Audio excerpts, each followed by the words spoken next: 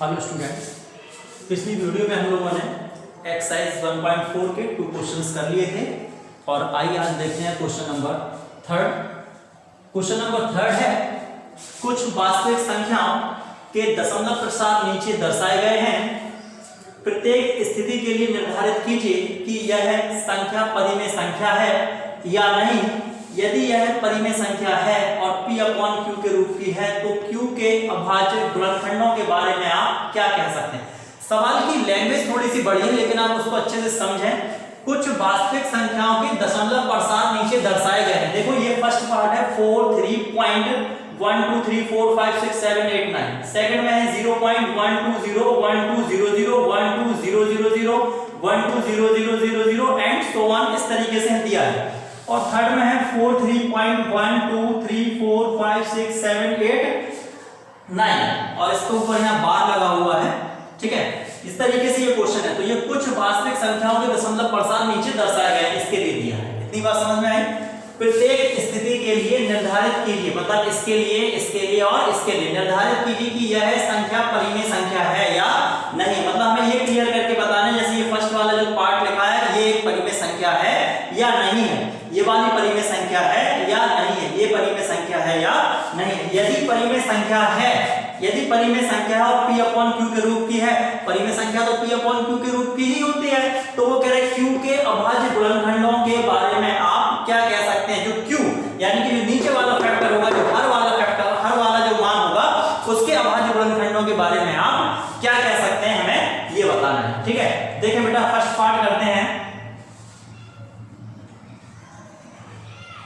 4 3.1 2 3 4 5 6 7 8 9। आप अगर थोड़ा ध्यान से देखें तो फर्स्ट और थर्ड पार्ट की संख्याएं समान है, डिजिट समान है, लेकिन अंतर क्या है, यहाँ पॉइंट के बाद 1 2 3 4 5 6 7 8 9 लिखा है और इसमें जो लिखा है तो इसमें बार लगा हुआ है। इतना दोनों में डिफरेंस है। ठीक है, अब ये बार क्या होता है, जब थर्ड पार्ट पे आएंगे तो इसको समझाएंगे आपको। सबसे पहले तो आप ये देखिए, अगर आप इस दशमलव को हटाएंगे तो नीचे कितने जीरो आएंगे, 9 यानी 1 और फिर 1 2 3 4 5 6 7 8 9, इस तरीके से लिख सकते हैं। ये 4, अब आप देखो ये क्लियरली P/Q के फॉर्म में बन गई। ये हो गया 4 3 1 2 3 4 5 6 7 8 9 और इसको लिख सकते हैं 10 की पावर 9। ठीक है, ये P/Q के रूप में है। ठीक, यानी परिमेय संख्या है 4 3 1 2 3 4 5 6 7 8 9। अब परिमेय संख्या ये तो क्लियर हो गया, P/Q के रूप की परिमेय संख्या अगर है तो Q के अभाज्य गुणनखंडों के बारे में आप क्या कह सकते हैं। इसलिए Q, ये नीचे वाला जो मान है वो Q है, तो इसको हम गुणनखंडों के बारे में क्या कह सकते हैं, यही बताना है। तो हम इसको लिख ले रहे 2 × 5 पावर 9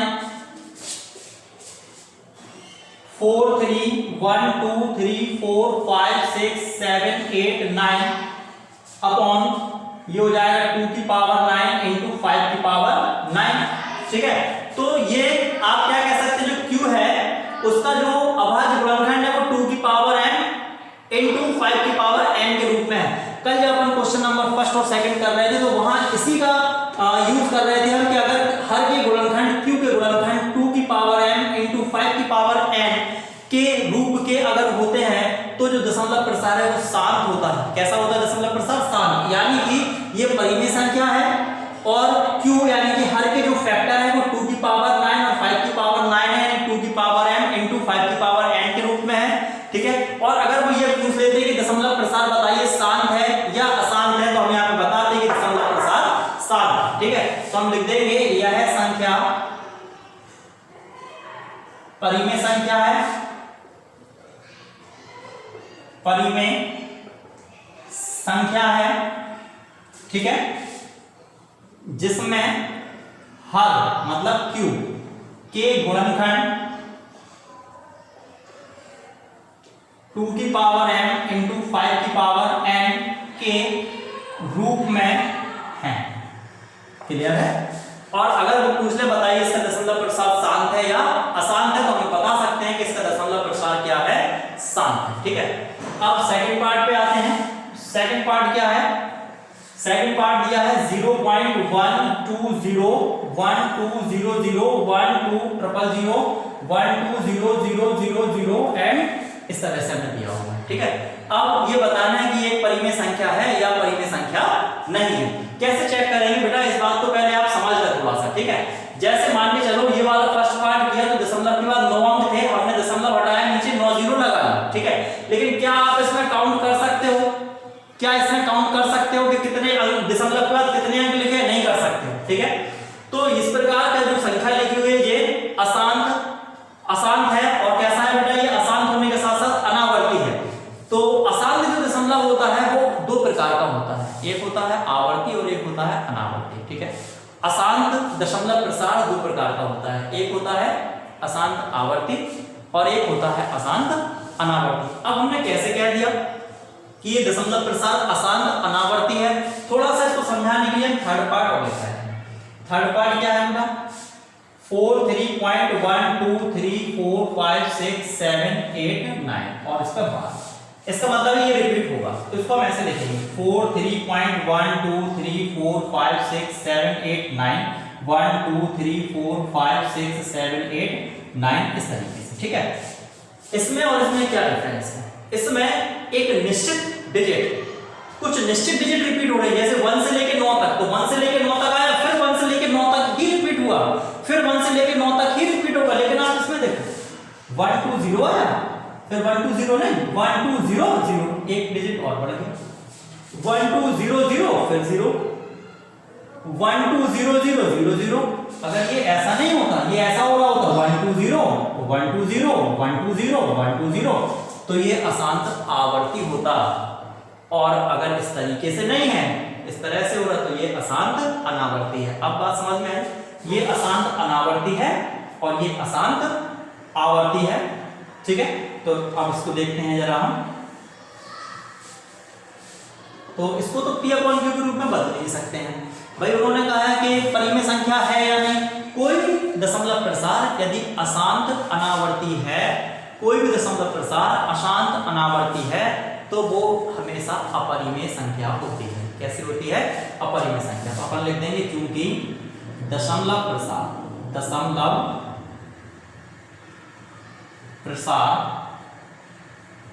अशांत अनावर्ती है, अतः यह अपरिमेय संख्या है। अपरिमेय संख्या, बात खत्म हो गई। P/Q से कोई मतलब ही नहीं रहेगी। ठीक है, थर्ड पार्ट करते हैं।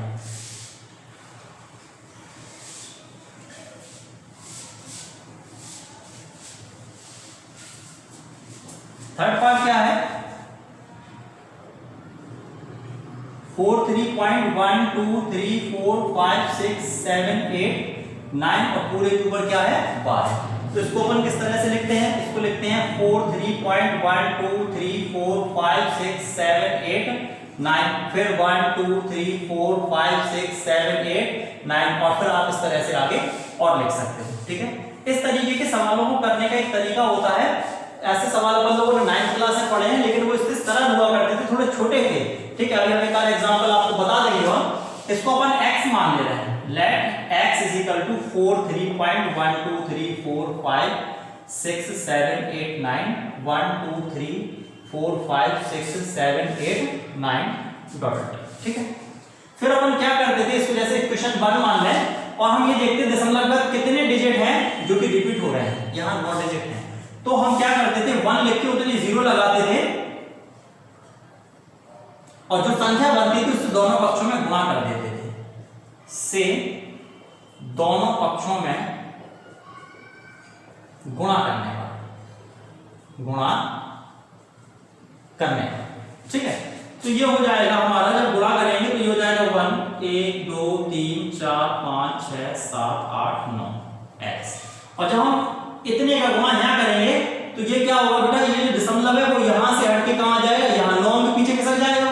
तो ये हो जाएगा 4 3 1 2 3 4 5 6 7 8 9 point 1 2 3 4 5 6 7 8 9 and dotted line equation 2। फिर इसके बाद हम इक्वेशन 2 में से इक्वेशन 1 को माइनस कर लेते थे।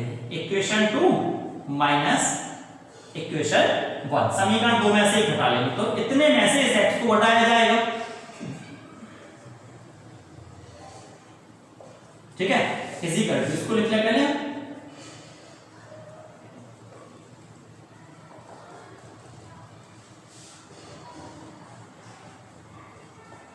ये 2 वाली इक्वेशन है और 1 वाली क्या है, x इज इक्वल टू 4 3.1 2 3 4 5 6 7 8 9 1 2 3 4 5 6 7 8 9 इस तरीके से ये चल रहा है। ठीक है, अब इसको हम जरा माइनस कर लेते हैं। ठीक है, कैसे माइनस करोगे?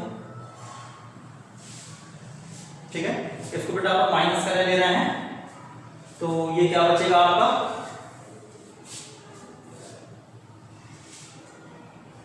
ये बचेगा 9 9 9 9 इतना बचेगा। ठीक है, अब इसमें से इसको कैसे घटाओगे? देखो ये 43 पॉइंट ये संख्या दशमलव के बाद क्या है 1 2 3 4 5 6 7 8 9 1 2 3 4 5 6 7 8 9 यहाँ भी तो दशमलव के बाद क्या है 1 2 3 4 5 6 7 8 9 डॉटेड लाइन मतलब फिर 1 2 3 4 5 6 7 8 9 यानी कि ये सारे अंक और ये सारे अंक खत्म हो जाएंगे। समझे बात? क्या बचेगा 0। अब इतने में से किसको हटा देंगे 43 को, तो 9 में से 3 क्या कितना बचा 6 बचा, 8 में से 4 गया कितना बचा 4 और बाकी बचा हमारा 7 6 5 4 3 2 1 3 और 4। इसको बटे में ले आएंगे तो ये हो जाएगा x बराबर 4 3 1 2 3 4 5 6 7 4 6 अपॉन 9 9 9 9। ठीक है, इतना बचा।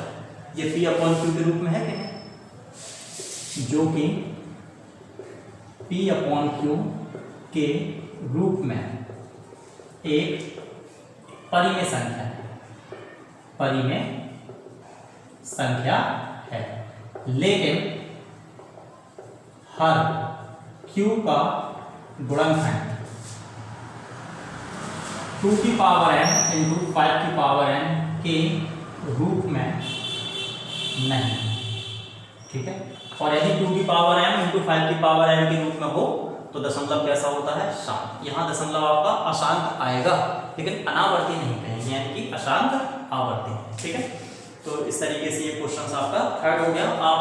आपको अगर ये थोड़ा सा कठिन लग रहा हो तो 9th क्लास में अपन लोगों ने फर्स्ट लेसन में शायद ये थे, तो उसको आप थोड़ा सा लगा लें। एक आध एग्जाम्पल हम बता दे रहे हैं, जैसे इस तरह से आप कर सकते हैं। पहले छोटा सा क्वेश्चन लगा लें, आपको सरल लगने लगेगा। जैसे मान के चलिए हमने एक क्वेश्चन लिख दिया, लेट ये क्वेश्चन लिख दिया आपकी प्रैक्टिस के लिए, हमने लिख दिया 2.34 और ऊपर क्या लगा दिया बार लगा दिया।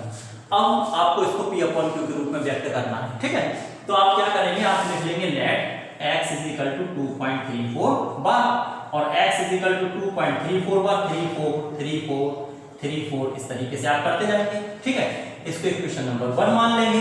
फिर क्या करेंगे, यहाँ पे आप देखिएगा कि दशमलव 2 अंक बाद था तो 1 और 2 0 लिखेंगे तो 100 हो गया, से यानी 100 से दोनों पक्षों में गुणा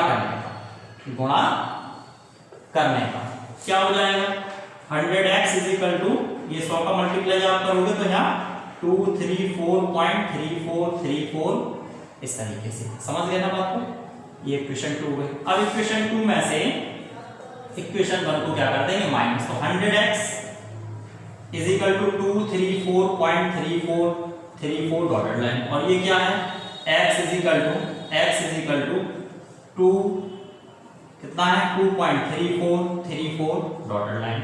ये कितना बचा बेटा 99x। ये हो गया, यहाँ पे देखो दशमलव स्थान अंक सेम है, ये हट जाएंगे 0 बचेगा और ये 4 में से 2 जाएगा 2 और ये 2 3 लिखा, इसको बटे में ले आएंगे तो क्या हो जाएगा x is equal to 232 upon 99।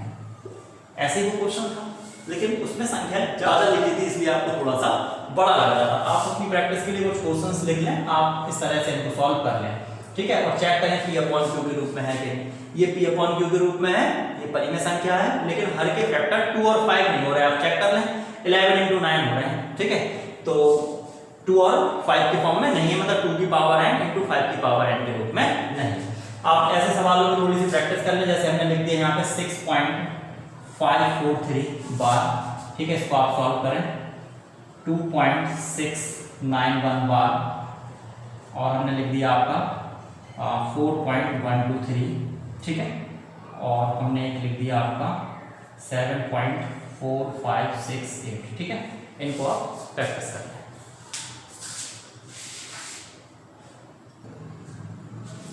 इस क्वेश्चन को करने से पहले जिन बच्चों ने पुरानी वीडियो नहीं देखी है, मतलब क्वेश्चन नंबर फर्स्ट और सेकंड नहीं देखा है, पहले उस क्वेश्चन को देखना है और आप बिल्कुल तरीके से लगाएं। 1.4 एक्सरसाइज कर रहे हैं तो इसके पहले आप 1.3 लगाएं, 1.2 लगाएं, 1.1 लगाएं। हमने सारी एक्सरसाइज के वीडियो जो हैं अपने चैनल पर डाल रखे हैं, आप लोग उन वीडियो को सर्च कर लें और आप पूरे क्वेश्चंस लगाएं, और उसके बाद के क्रम में आगे बढ़े, आपको कहीं कोई परेशानी नहीं आएगी।